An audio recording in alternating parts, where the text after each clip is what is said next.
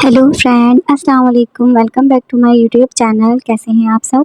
उम्मीद करती हूँ आप लोग खैरियत से होंगे। आज हम पढ़ेंगे इंतकाम इश्क बाय नेहा शाह। आज इसका हम पढ़ेंगे टेक्स्ट नंबर 2।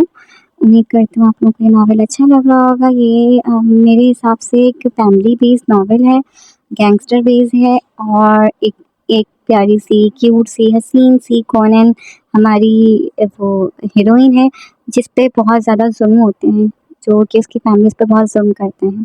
तो उसकी ज़िंदगी में मान एंट्री लेगा या वो गैंगस्टर दयान काज़मी एंट्री लेगा, ये देखना है हमें। और अब ये देखने के लिए आगे हम इसको कंटिन्यू करते हैं और पता लगाते हैं कि आगे इस कहानी में क्या होने वाला है। सो हम स्टार्ट करते हैं। हम तो फना हो गए उनकी एक झलक देखकर। खुदा जाने हर रोज़ आईने पर क्या गुजरती होगी। वो जब से वापस आया था कुछ खाली था उसमें, मगर क्या? अरे भूल गए क्या कर चुका था काम इश्क। अपने दिल की बंजर ज़मीन पर कदम धर दिया गया था। सैयारों की चाल बदली, आवाज़ ज़मीनों की गहराइयों तलक गई थी। कायनात की हर चीज़ रुक कर आगाज़े दर्द इश्क का मफ़हूम जान रही थी। दिल की आवाज़ की बुलंदी का क्या कहें कि फरियाद अर्श तक गई थी। कहकशाओं में मौजूद लातादाद कायनतें, उनकी कायनतों में मौजूद लातादाद सूरज और उन सूरजों में मौजूद उनकी लातादाद ज़मीनें, हर एक शय ने खामोश इस्तगासा बुलंद किया था।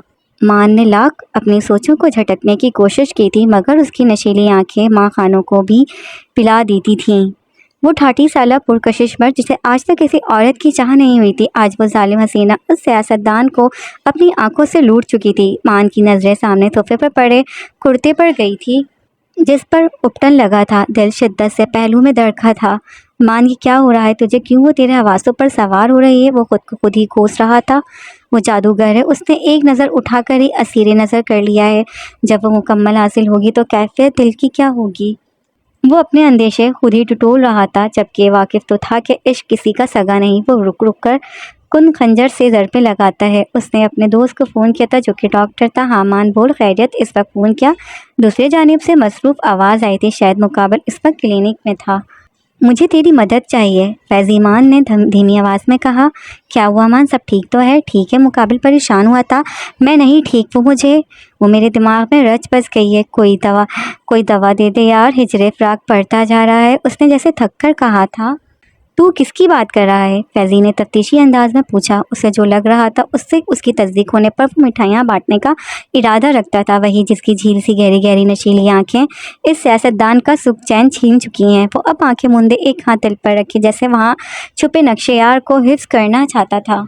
कब से चल रहा है ये सब? अब मुकाबिल आरामदेह अंदाज में बैठकर शरीर मुस्कुराता पूछ रहा था। उसे उस मिनिस्टर की हालत मज़ा दे रही थी। चंद घंटों पहले से मेरा दिल धोखा दे गया है मुझे। जिसे संभाल कर रखा था वो उसका गर्विदा होते मेरे सीने में धड़कता। उसके नाम की माला जपते मुझे हर पल एहसास दिला रहा है कि मुझे इश्क हो गया है। तू तू तो डॉक्टर है ना, कोई हल बता? वो शिद्दत ज़ब्त से कह रहा था जैसे कोई छोटा बच्चा हो। हा हा हा। अगली जानिब से ज़ोरदार कहका गूंजा था।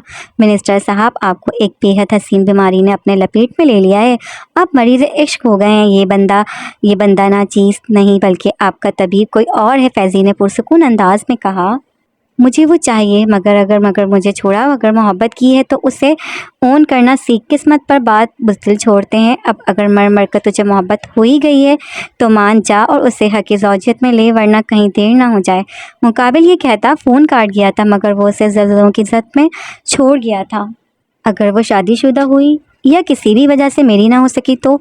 ये सोच आते ही उसका दिल जैसे किसी ने मुट्ठी में दबोच लिया था। नहीं मान, अब तू परवाज़ फसल की राह के बाद ही रुकेगी, वो खुद से कहता। दिलकश कहका लगा गया था। ये तो तय था, मोहब्बत में अब चाहे ज़िल्लत मिले या रुसवाई, वो आशिक हर सितम जहान का बर्दाश्त करने वाला था। पर क्या वो उसे हासिल हो जाएगी? या जाने आशिक इश्क की दहलीज पर सांसें गंवा देगी? कोई नहीं जानता सिवाय वक्त के जो उस कहानी का लिखारी है।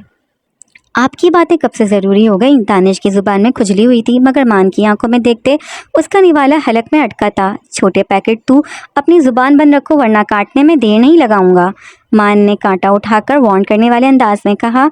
दानिश ने अपने दोनों हाथ उठाए थे, गोया कह रहा हो मैं नहीं बोलता। मेरी ज़ुबान की भी ज़ुबान है तो खुद बोलती है वो। بولو مان کیا بات ہے؟ مان کے چہرے کی سنجیدگی دیکھتے نسرین جلیل نے بھی سنجیدہ انداز میں پوچھا۔ وہ اپنی اولاد کو جانتی تھی کہ ان کے کیا رنگ و روپ تھے۔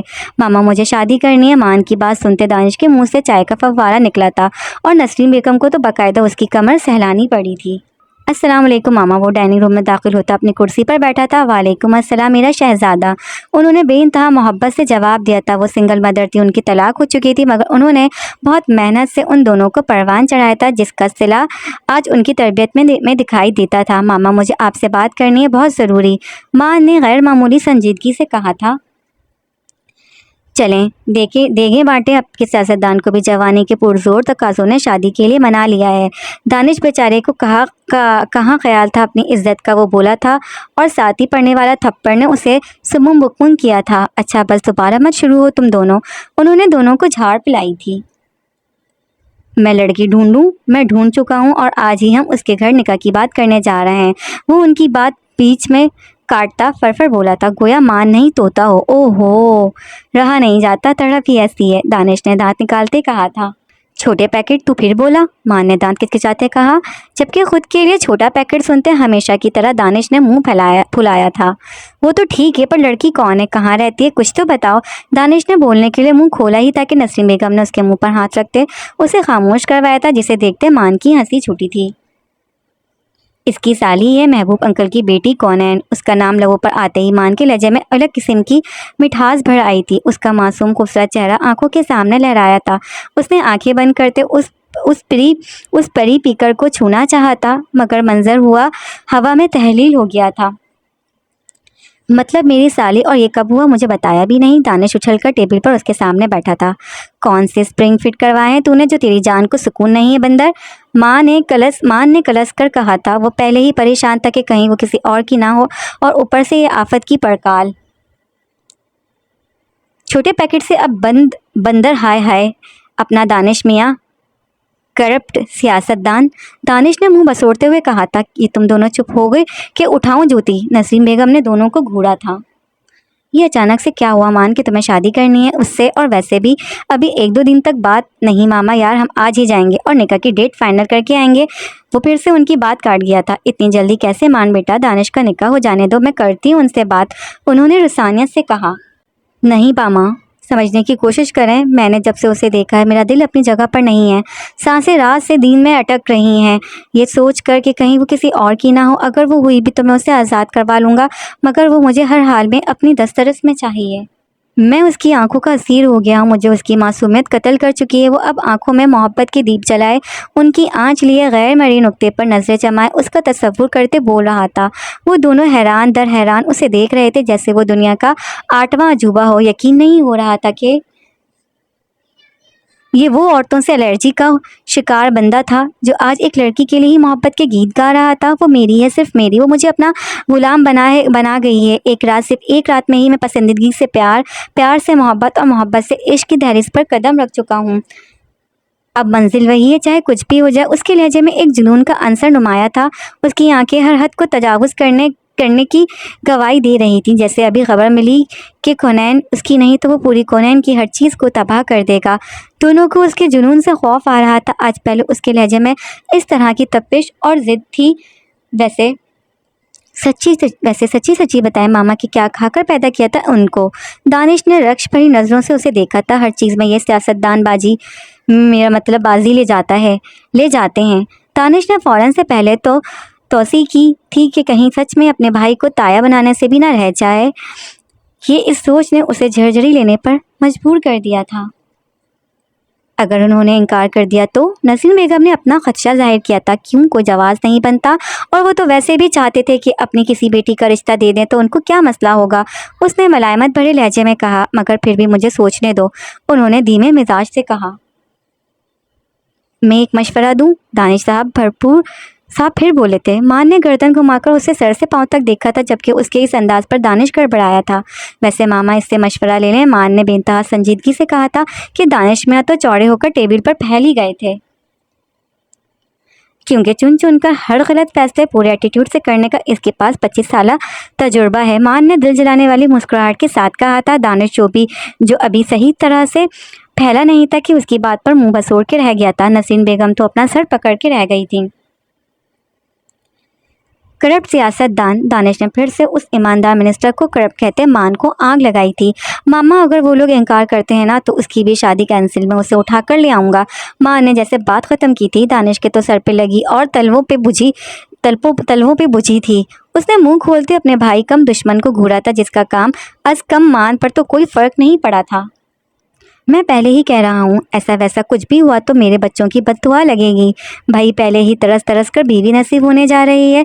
दानिश तो बाकायदा ज़मीन पर बैठ के रो देने को था। नसीन बेगम और मान ने बामुश्किल अपना कहकर जब्त किया था, क्योंकि वो जो अभी रोने की तैयारी कर रहा था उन्हें हंसता देख उसने सच्ची में रोने लग जाना था।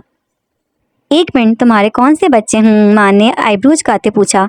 हैं, लेकिन अभी लिक्विड फॉर्म में है, दानिश ने होंठ टटकाते कहा, जैसे उसकी बात में बेबाकी तो कहीं थी ही नहीं। नसीन बेगम का चेहरा सुर्ख हुआ था, जबकि मान का दिल चाहा कि उसकी गर्दन मरोड़ दे, जो इतनी बेबाकी के बाद ऐसे शो करवा रहा था जैसे वो ऑस्कर अवार्ड नहीं बल्कि ऑस्कर अवार्ड उसे रिजर्व करता हो। कुछ शर्म कर लो कि किससे बात कर रहे हो? मान ने दांत किचकिचाए थे। अगर आपके सामने भी शर्म करनी है तो इससे बेहतर ये नहीं है कि मैं सेक्सी सी साड़ी पहनकर नसीबो लाल के गाने पर मुजरा कर लूं।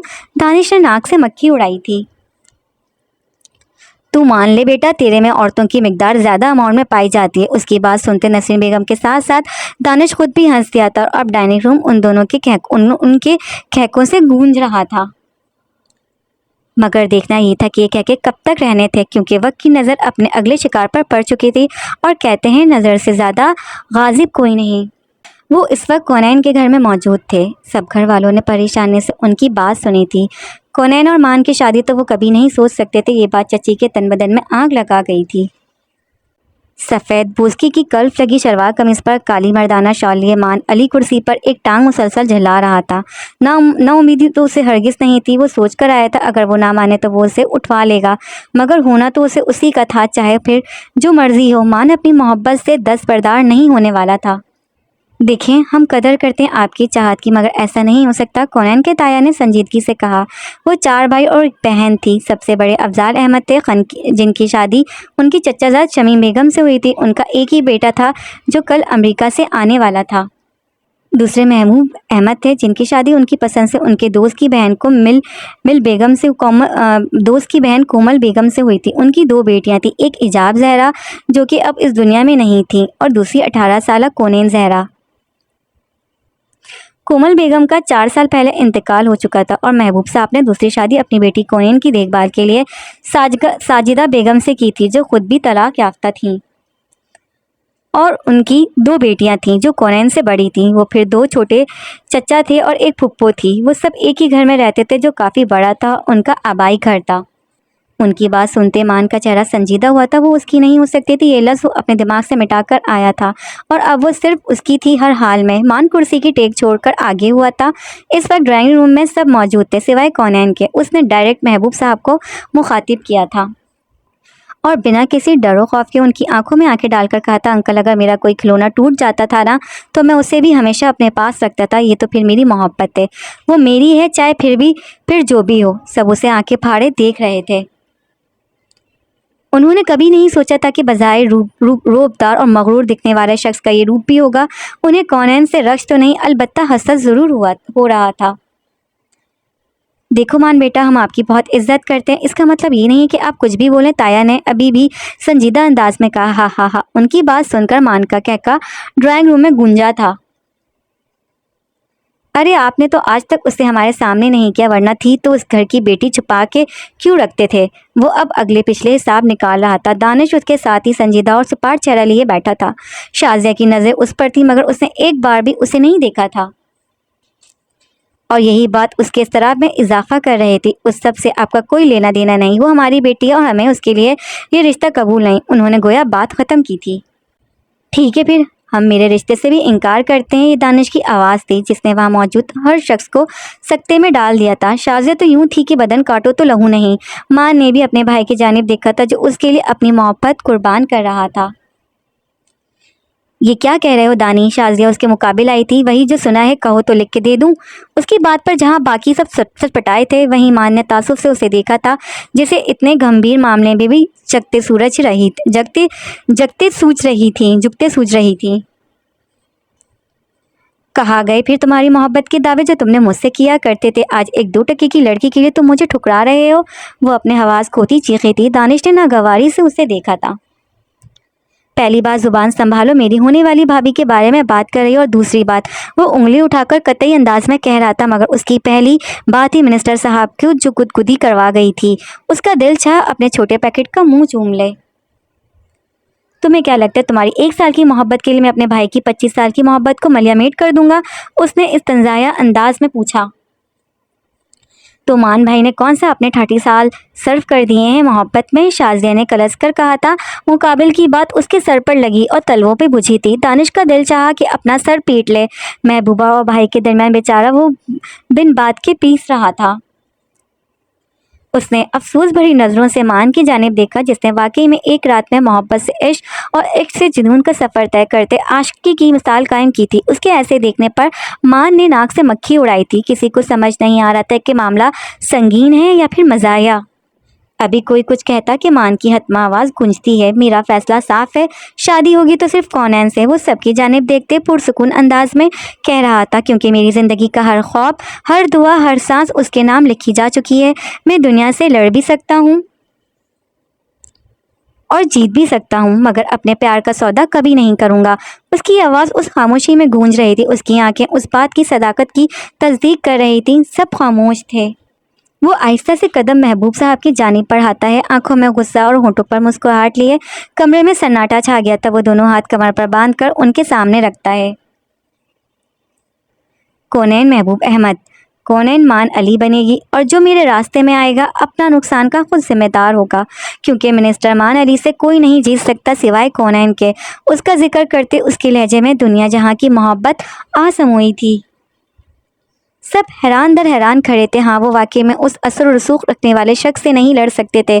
नसरीन बेगम होठों पर मुस्कुराहट लिए कुर्सी पर बैठी थी, और वो जब आई थी तब अचानक उनकी मुलाकात कौनैन से हुई थी, और उसकी मासूमियत उनके दिल में घर कर गई थी। अब तो उनका भी यही फैसला था कि बहू बनेगी तो कौनैन बस। तुम गाड़ी निकालो, मैं आती हूँ। उन्होंने उन दोनों को मुखातिब किया था जिन्होंने उनका इशारा समझते बाहर की राह ली थी। नहीं होगा दीदारे यार, अभी हिजर बाकी है। मान को यहाँ वहाँ कौनैन की तलाश में नजरें दौड़ाते देखकर दानिश ने उसे तपाया था और ख़ुद बाहर भाग गया था, जबकि पीछे मान उसे जदीद डिज़ाइनिंग की गालियों से नवाजता उसके पीछे बढ़ा था।